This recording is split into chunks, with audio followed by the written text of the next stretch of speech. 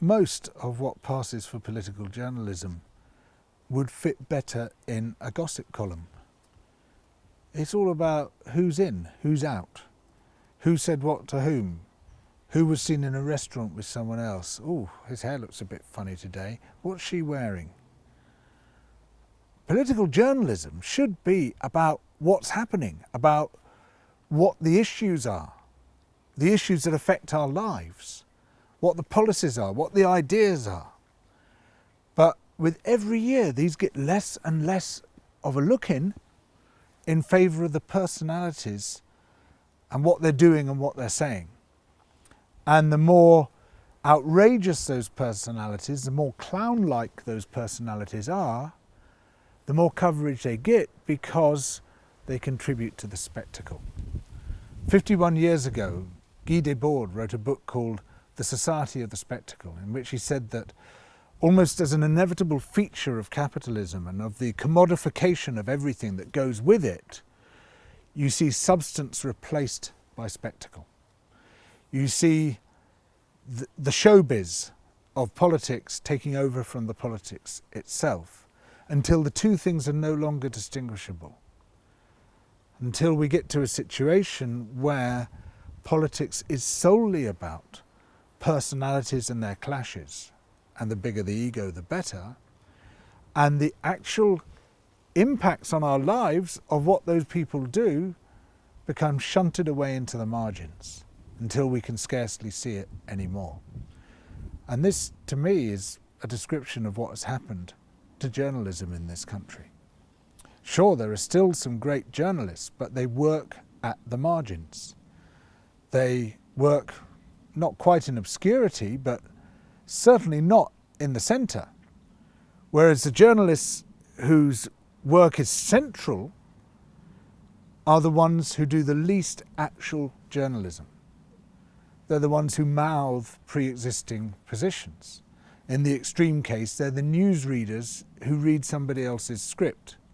But the newsreaders are the ones who everybody says, if you say name a political journalist, those are the ones who come to mind.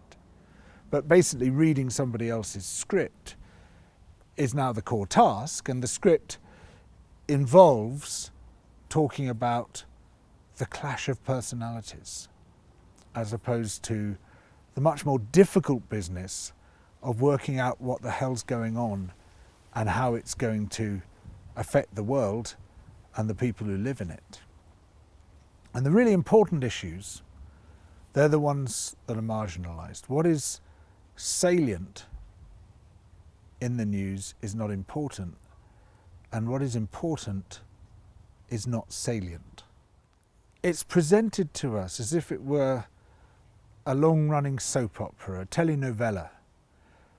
It should just be called infighting or something like that, where it's just all about the fights going on between the big beasts. That's what they call them always, big beasts, the ones worth watching, who are generally the ones with the least to say for themselves, who are vying for power and trying to become the new party leader or the new prime minister.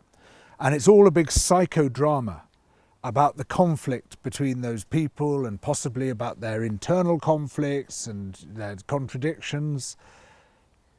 But it's not about the world and what shapes it. It's not about the forces that shape the world. It's not about the powers that shape the world. It's quite deliberately not about those things.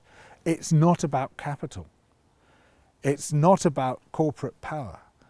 It's not about institutional power. Because to deal with that, not only do you have to do some real journalism, which takes time and money, but you also have to challenge and confront powerful interests. And if you want to get on in the world, you do not challenge and confront powerful interests. That's fatal. When you look at the newspapers or watch TV and they're talking about politics, what do you see? Do you see the people whose lives are affected by what's going on? Do you see the other components of the living world which is being affected by what's going on? Sometimes, but the great majority of the time, what you're seeing is a particular politician. Theresa May, Donald Trump, Boris Johnson, Nigel Farage, Jacob Rees-Mogg. It's a person who's being followed around, and the pictures are all of the person. How many pictures of Theresa May do we need to see? I would have thought that one was more than enough. How many pictures of Boris Johnson do we need to see? I would be a happy man if I'd never seen a picture of him. And yet every day it's a picture of Boris Johnson, another picture of Boris Johnson. Oh, here's Boris Johnson looking in a different direction. Here's Boris Johnson having a cup of tea. The drama surrounds them. They are the players in the drama which has been created by the media. But it's not about what is actually happening in the world. It's the spectacle, it is not the substance. Look at who gets interviewed in the newspapers. The big feature interviews. By far and away, the biggest category of people who get interviewed is actors. It's really interesting. There's loads of professions in the world, loads of people doing really interesting and fascinating things. I come across them every week. Social entrepreneurs, campaigners, people doing incredible creative work, often not widely recognised, people doing amazing research. And yet it's actors, actor after actor after actor being interviewed. Why is this? Well, it's because it's about spectacle, because spectacle is the central feature of the media and substance is peripheral. And of course what the actor represents is spectacle. The actor is there to present spectacle. The actor is herself spectacle. The actor is somebody who reads other people's words, who memorises and recites other people's words. And that is now the central figure in society. Not the person who writes the words, not the person who thinks the words, not the person who does the words in terms of actually making things happen, the person who recites the words, whether it's the newsreader, whether it's the actor, whether it's the corporate lobbyist, whether it's the fake think tank spokesperson, or for that matter, whether it's the Prime Minister reading the script which has been given to her by her advisors. It is the actor who speaks the words who has our attention. One of the things that characterises the media is this faux naivety, where they say, why is everyone talking about Jacob Rees-Mogg? Oh yeah, why is everybody talking about Jacob Rees-Mogg? It's really weird, isn't it? Suddenly this guy who came from backbench obscurity, he's on the front pages all the time. Why is he on the front pages? Never occurs to them to say, because we put him there. Because we decided that he was this colourful, crazy, egocentric character who was going to represent the psychodrama for us. He was the actor that we were going to put centre stage. Why does Nigel Farage get so much coverage? Why is he on Question Time all the time? I hear BBC newsreaders asking. Actually, no, I don't. I don't hear them asking that at all. I hear everybody else asking that. How did this reality TV star, Donald Trump, become president of the United States? Because they're all reality TV stars. Because nowadays, to become a successful politician, you have to be a reality TV star, even if that TV is not The Apprentice, but is news and current affairs. BBC or Fox. You're still a reality TV star. They make a reality TV star of Nigel Farage by putting him on Question Time every bloody week. They make a reality TV star of Boris Johnson by trailing him around as if they're actually doing a perpetual documentary on his life. They're all reality TV stars, but most of the reality TV is news and current affairs TV in which they're starring.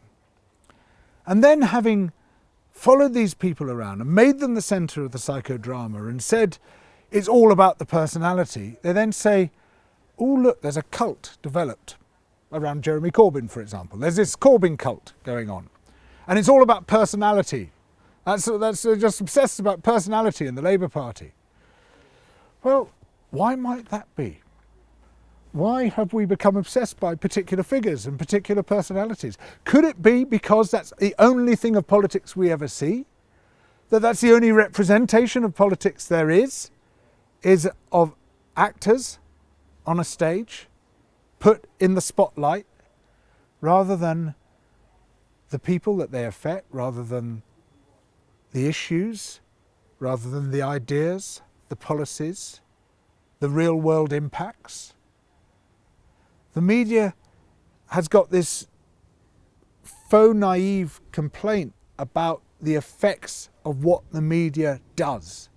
It creates this drama and then it complains about the drama, thus distancing itself from any authorship of that drama, from any blame for the total degradation of politics over which it has presided. Those who thrive in this world are those who understand that it's about spectacle and not about substance.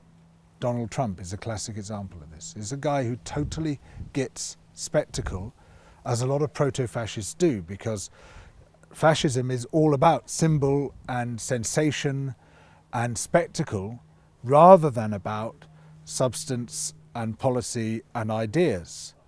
And so by creating a political world of spectacle as opposed to a world of substance, you actually create outlets and openings for fascism which weren't there before.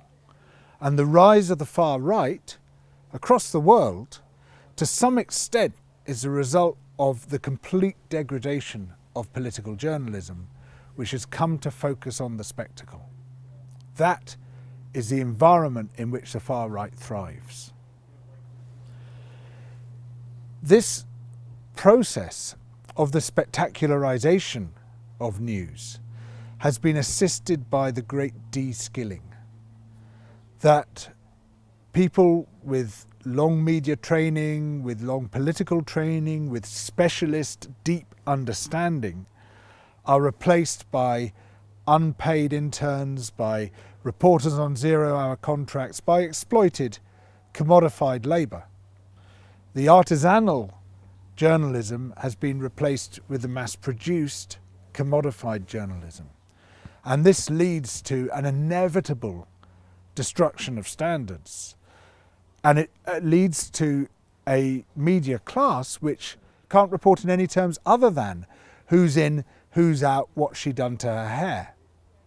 Because good reporting requires real depth. It requires knowledge. It requires research. It requires time. It requires money. And all those things in the commodified world of news reporting are now unavailable. So you just throw people in who've got no experience, who've got no proper backing from the organisation, who might not even be proper employees of the organisation, on highly exploitative zero-hour contracts. And are you surprised that you don't get deep, meaningful coverage? You'd be highly surprised to get any such thing. Basically, the media is one big dinner party. The senior figures, they tend to know each other, they tend to have very similar backgrounds, they tend to have a very similar perspective on life. Often they live in adjoining streets. They go on holiday to the same places. They've got holiday homes in the same places. And they think they represent the world. They think they're ordinary Joes and Janes. They think we are just the people. And what we believe to be true and what we believe to be important is what the people believe to be true and important. But these are highly atypical people who have got a very particular social circle that they move in, and it is not the same circle as the rest of society moves in. And their perspective on life is not the same perspective as the rest of society. But gradually we get pushed into their box through the spectacularization of the news agenda, through the way the media changes according to their worldview, until everything else is blanked out. And then when people ask for something different, when they want a politics which actually represents them, when they take to the streets to complain about the fact that they can't get good jobs, good houses, that the living world is falling apart, that climate breakdown is happening in front of our very eyes, they're treated as irrational, crazy, marginal. Who are these people? How dare they? What are they up to? What's all this about? Because those who control the media just have no experience of that at all. They have no contact with them, whatever. I know this. I've been in this game for 33 years now. And I've gradually become aware of the total detachment of senior media figures from those on whose behalf they claim to speak. It's a chilling realization to see just how removed, what a cabal they are, how unrepresentative of the world that they claim to report these people are. Now, people can reasonably say, but hold on, Mr. Monbiot, you are part of this media elite. Look, you're a Guardian columnist. It's true. I'm making use of that space as best I can, but in the wider media, despite the fact that, I'm really lucky, I've got this incredible platform, those issues that I tackle are just not represented at all. I'm regarded as this cranky, eccentric figure for being interested in things like climate breakdown and the destruction of the marine ecosystem and what's happened to scientific publishing and what the roots of obesity might be. I mean, there's so many issues that I write about which just aren't represented elsewhere in the media. The great majority, in fact, I make a living from writing about the issues which aren't represented elsewhere in the media. But the thing that strikes me again and again is that these only seem to be obscure because they're not given the importance that they deserve. These are often the central issues. These are the defining issues. Economic growth. How can we carry on with perpetual economic growth? Well, that's a totally marginal question. It's not even a question as far as most journalists are concerned, but it is the central question because economic growth is plainly driving us over the cliff of environmental destruction, which then wipes out everything. So, yeah, in one sense I am privileged, absolutely. But in another, I feel like an outsider even within this privileged media platform because nothing I write seems to have any resonance with anyone else in journalism, apart from people who are also themselves marginalised. It's a really strange position to be in. It feels very weird. Now, I very seldom associate with other journalists in the mainstream press, whether it's right, left, liberal, whatever it might be. And that's not because I'm worried that I'll end up thinking the same about a particular issue as they think. That is possibly a concern. It's much more the case that you all end up thinking that the same things are the issues while other things are not. Everybody starts talking about such and such. Oh, Boris Johnson. Oh, is he going to be Prime Minister or is he not? That becomes the issue.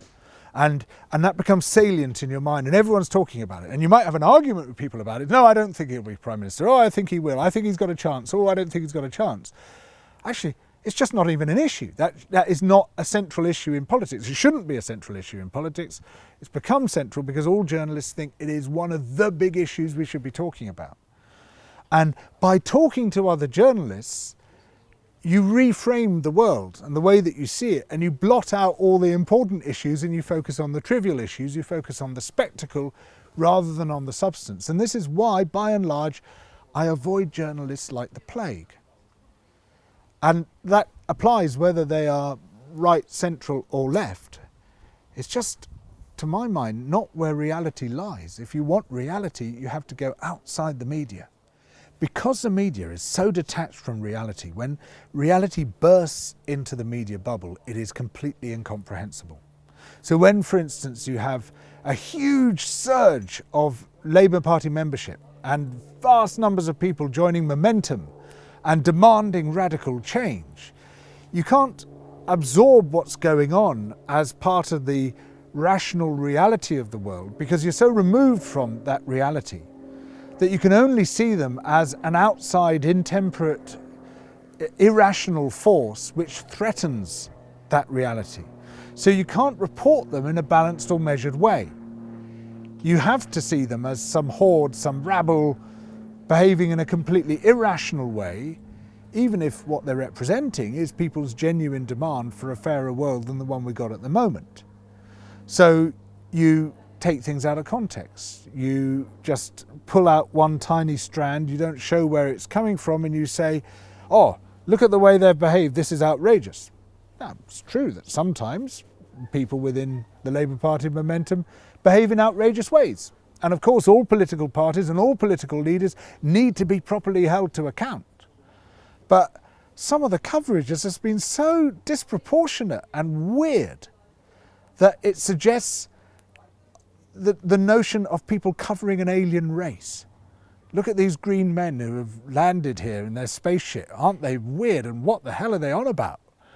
That's how it seems to me that Momentum and Corbyn's Labour Party are often covered, as if they don't belong here. They're imposters, they're outsiders, they're aliens. And we can't treat them as a rational part of the political process because they can't possibly be, because we don't know anyone like them. And so the sort of dinner party set that governs the media's perception of the rest of the world. So is the media reformable? Is the mainstream media reformable? Could Rupert Murdoch be persuaded to change his mind? The Bartley brothers, Lord Rothermere. Could the BBC be turned into an organisation which actually focuses on the substance rather than the spectacle? No. It's not going to happen. They're constitutionally, institutionally committed to the way they are. And it seems to me that the only effective challenge we can make is to develop and build alternative media. I can think of Double Down News as one potential example. It's great, you know, this is exactly the kind of thing we need to do, where we can actually talk about the substantial issues in a certain amount of depth, or at least enough depth to flag them up as the substantial issues, where we can bring to people's attention the stuff which isn't being said, the stuff which is important and not salient, rather than the stuff that's salient but not important.